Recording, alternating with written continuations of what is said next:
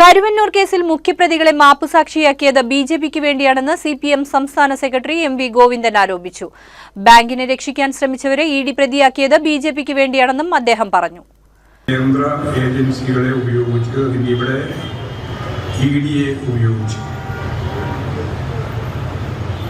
കള്ളപ്പണം ഒളിപ്പിക്കൽ വിരുദ്ധ സംവിധാനത്തിന്റെ ഭാഗമായിട്ട് രൂപം കൊണ്ട ഇഡി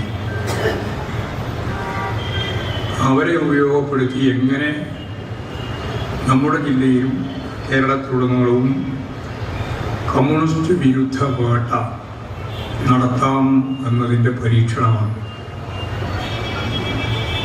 ഈ പരീക്ഷണത്തിൻ്റെ ഭാഗമായിട്ടാണ് കരുവന്നൂർ ബാങ്കിനെ ഒരു നിമിത്തമായിട്ട് ഉപയോഗിച്ച് ഇത്തരത്തിലുള്ള ഒരു കടന്നാക്രമണത്തിന്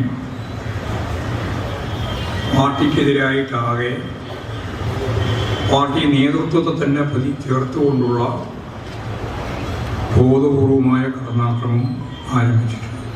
കഴിഞ്ഞ പാർലമെന്റ് തെരഞ്ഞെടുപ്പിൽ ബിജെപിക്ക് പ്രചാരണ യുദ്ധം നൽകുകയായിരുന്നു ഇഡി. കരുവന്നൂർ കേസിൽ സിപിഎമ്മിനെ പ്രതിയാക്കിയതിനെതിരെ തിങ്കളാഴ്ച EMS കോർണറിൽ സംഘടിപ്പിച്ച പ്രതിഷേധ യോഗം ഉദ്ഘാടനം ചെയ്യവേ അദ്ദേഹം പറഞ്ഞു, പാർട്ടിയെ ശിക്ഷിക്കലല്ല, പാർട്ടി വിരുദ്ധ പ്രചാരണത്തിന് ആയുധം കൊടുക്കുക എന്നത് മാത്രമാണ് ഇഡിയുടെ ലക്ഷ്യം. ശിക്ഷിക്കാൻ കഴിയില്ലെന്ന് അവർക്കറിയാം. 2026 മാർച്ച് വരെ ഇഡി രജിസ്റ്റർ ചെയ്ത 8851 കേസുകളിൽ 56 പേരെ മാത്രമാണ് ശിക്ഷിച്ചതെന്ന് ഗോവിന്ദൻ ചൂണ്ടിക്കാട്ടി.